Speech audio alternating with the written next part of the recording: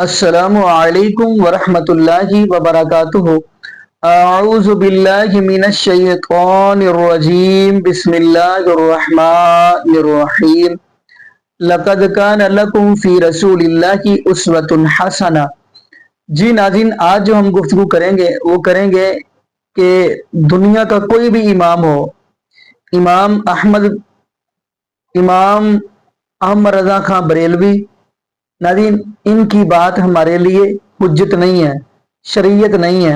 کوئی بھی امام ہو، ہمارے لیے اگر شریعت ہے وہ ہے رب العالمین کا قرآن اور نبی پاک صلی اللہ علیہ وآلہ وسلم کا فرمان۔ تو ناظرین جہاں پہ رب العالمین کا قرآن آ جائے، محبوب علیہ الصلوۃ والسلام کا فرمان آ جائے، تو پھر تیسری جو بندہ تیسرا یا چوتھا یا پانچواں اٹھ کر بات کرے تو اس کی بات کو تسلیم نہیں کریں گے۔ ہم اگر مانیں گے تو رب العالمین کے قرآن کو اور نبی پاک صلی اللہ علیہ وآلہ وسلم کے فرمان کی ہی بات کریں گے۔ فالو ہم کریں گے تو رب العالمین کے قرآن کو، نبی پاک صلی اللہ علیہ وآلہ وسلم کے فرمان کو۔ تو ناظرین اگر آپ معاشرے کے اندر دیکھیں گے تو آپ کو پتہ ہے کتنے فرقے بن چکے ہیں، جبکہ قرآن پاک کی آیت ہے وَاعْتَصِمُوا بِحَبْلِ اللَّهِ جَمِيعًا وَلَا تَفَرَّقُوا۔ تو ناظرین یہاں پہ میں جو گفتگو آپ کو سنوانے جا رہا ہوں وہ ہے مفتی منیب الرحمان حفظہ اللہ تعالی۔ تو مفتی منیب الرحمان حفظہ اللہ تعالی بھی یہ بات کہنے پر مجبور ہو گئے کہ امام احمد رضا خان بریلوی کی بات ہمارے لیے حجت نہیں ہو سکتی۔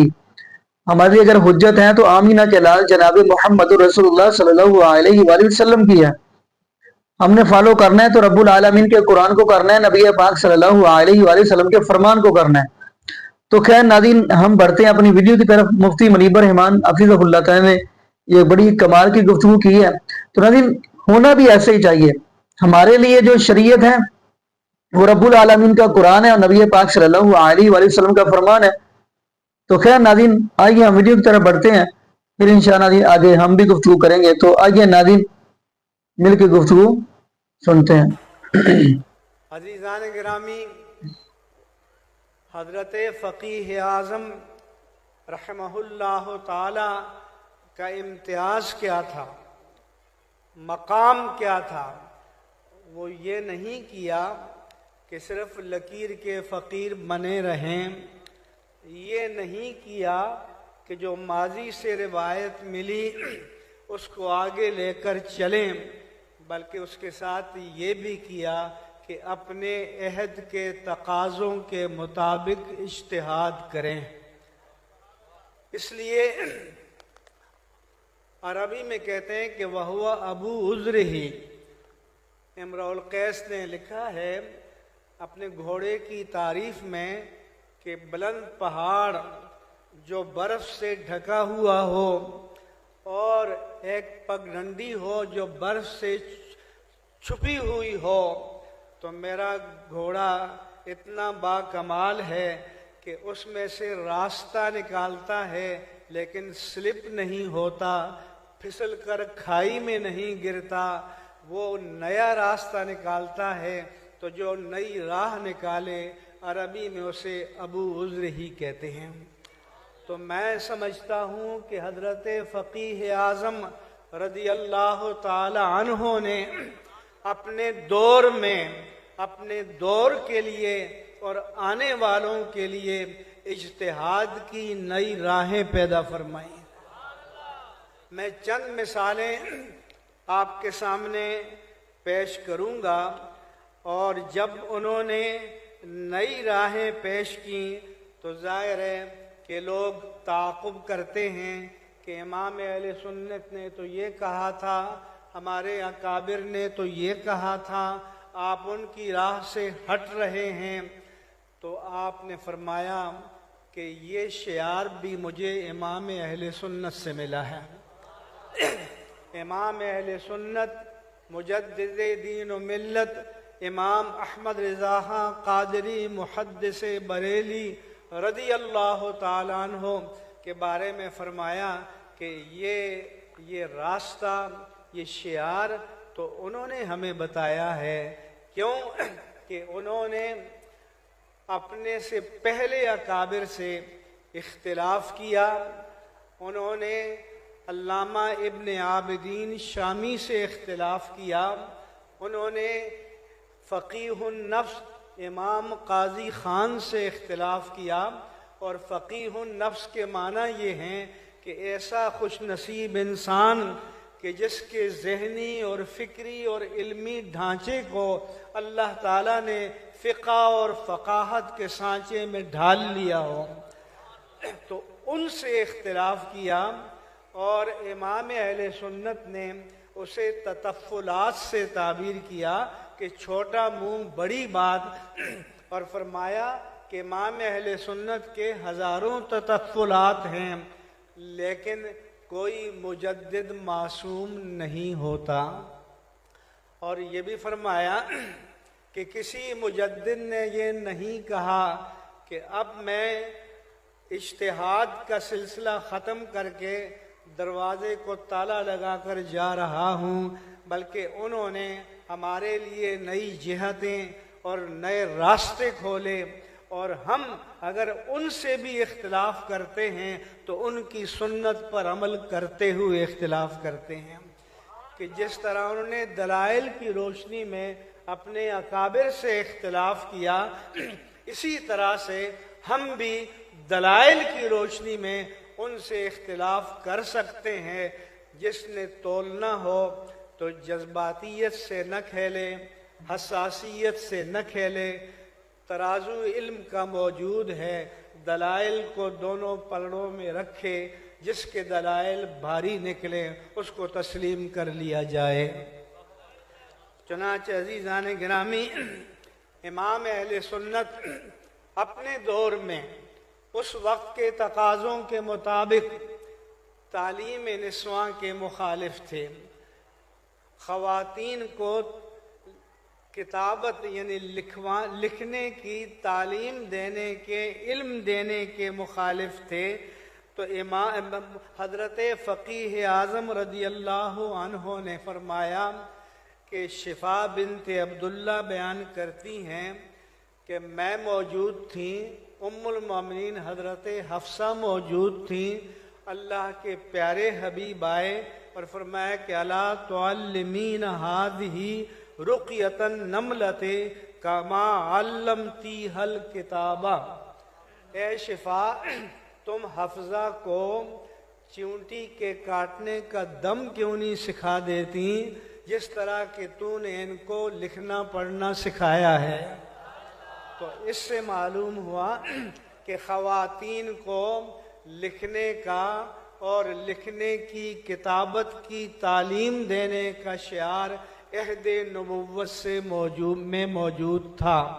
چنانچہ فقیہ اعظم رضی اللہ تعالی عنہ نے اس وقت یہ پہل کی، اور علامہ غلام رسول سعیدی نے لکھا، اللہ تعالی حضرت علامہ محمد نور اللہ بصیر پوری رحمہ اللہ کی قبر کو نور سے بھر دے۔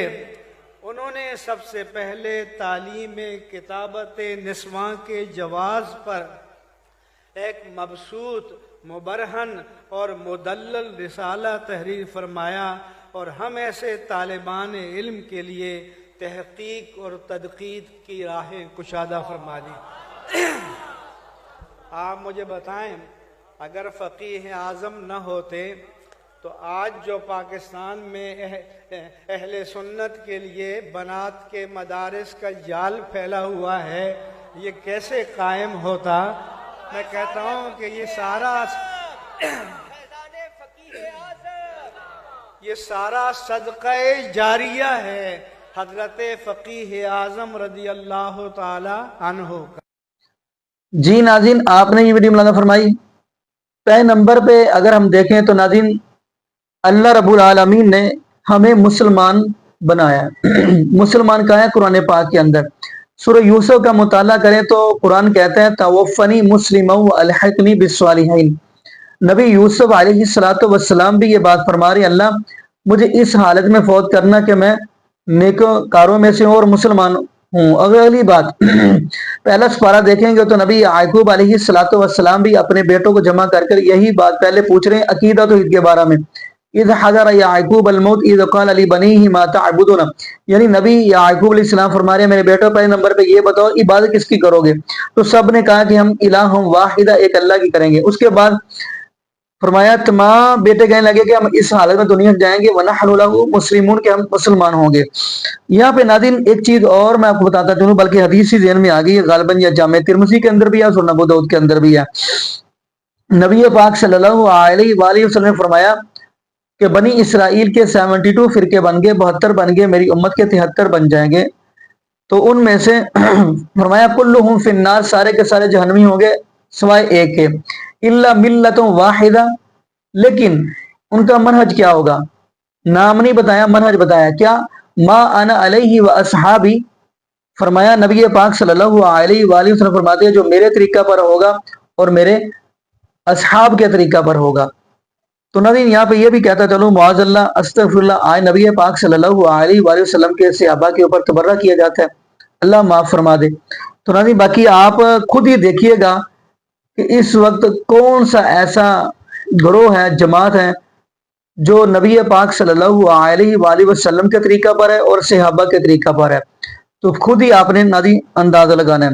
और अगली बात हम करते चले, यकीन मानिए अगर हमने लेना है तो रब्बुल आलमीन के कुरान और नबी पाक सल्लल्लाहु अलैहि वसल्लम का फरमान, जैसा कि नादिन आपने सूरह अहज़ाब की आयत देखेंगे आखिरी, या अय्युहन नबी कुल्ली अज़वाजिका इन कुंतुन्ना तुरिदनल हयातद दुनिया व ज़ीनतहा फतअलिन। ये आयत कब नाज़िल हुई? ये सहीह बुखारी की हदीस है। नबी पाक सल्लल्लाहु अलैहि वसल्लम घर आए तो तमाम अज़वाज मुतहरात तशरीफ फरमा थी। तो महबूब अलैहिस्सलातु वस्सलाम फरमाने लगे खैर तशरीफ फरमाए आप। तो नबी पाक सल्लल्लाहु अलैहि वसल्लम की अज़वाज मुतहरात कहने लगी कि हमें भी जैसे कैसर किसरा की औरतें जेवर वगैरह पहनती है तो हमारा भी दिल करता है। तो नबी पाक सल्लल्लाहु अलैहि वसल्लम नाराज होकर चले गए, फरमाने लगे कि अब मैं महीना घर नहीं आऊंगा। तो खैर जब महीना हुआ तो नबी पाक सल्लल्लाहु अलैहि वसल्लम घर आ गए। गालिबन 29 दिन हुए थे। तो हजरत आयशा सिद्दीक़ा रज़ियल्लाहु ताला अन्हा से बात हुई तो माँ जी फरमाने लगी नबी पाक सल्लल्लाहु अलैहि वसल्लम से कि अल्लाह के महबूब इस्लाम जी, आपने तो कहा था महीना घर नहीं आऊंगा, लेकिन अभी तो दिन ही 29 हुए हैं। तो महबूब अलैहिस्सलातु वस्सलाम फरमाने लगे प्यारी आयशा, कभी कभार महीना 29 का भी हो जाता है। तो खैर नाज़रीन, नबी पाक सल्लल्लाहु अलैहि वसल्लम फरमाने लगे अपनी बीवी हजरत आयशा सिद्दीक़ा रज़ियल्लाहु ताला अन्हा से कि आप जाएं अपने घर, अपने अब्बू हजरत अबू बकर सिद्दीक़ रज़ियल्लाहु ताला से मशवरा करके आए। तो हजरत आयशा सिद्दीक़ा रज़ियल्लाहु ताला अन्हा फरमाने लगी अल्लाह के महबूब अलैहिस्सलातु वस्सलाम जी, बात यह है कि मैं रब्बुल आलमीन का कुरान छोड़कर और आपका फरमान छोड़कर अगर मैं अपने अब्बू के दरवाजे पर जाऊं, क्या मेरा ईमान रह जाएगा? यानी नाज़रीन, हमारी आयशा सिद्दीक़ा रज़ियल्लाहु ताला अन्हा हमें ये जुमला समझा रही हैं कि रब्बुल आलमीन का कुरान छोड़कर और महबूबा अलैहिस्सलातु वस्सलाम का फरमान छोड़कर अगर वो अपने बाप के दरवाजे पर जाएं तो माजी फरमाती हैं कि हमारा ईमान रह जाएगा। तो नाज़रीन, हम अपनी तरफ भी देखें, हम अपने गिरेबान के अंदर जाके हम रब्बुल आलमीन का कुरान छोड़कर नबी पाक सल्लल्लाहु अलैहि वसल्लम का फरमान छोड़कर अगर किसी मौलवी किसी इमाम के पास जाएं, क्या हमारा ईमान रह जाएगा? बाकी नाज़रीन, यहाँ पे हम यही दुआ करते हैं अल्लाह पाक हमें नबी पाक सल्लल्लाहु अलैहि वसल्लम की शरीयत के मुताबिक ज़िंदगी गुजारने की सीख दे और अल्लाह पाक हमें 5 वक्त का पक्का और सच्चा नमाज़ी बना दे। और जितने भी बे औलाद जोड़े हैं अल्लाह पाक सबको नेक नूरीना सेहत तंदुरुस्ती वाली ईमान वाली लंबी ज़िंदगी वाली औलाद अता फरमा दे। जज़ाकुमुल्लाहु खैरा। अहसन जज़ा। अस्सलामु अलैकुम व रहमतुल्लाहि व बरकातुहू।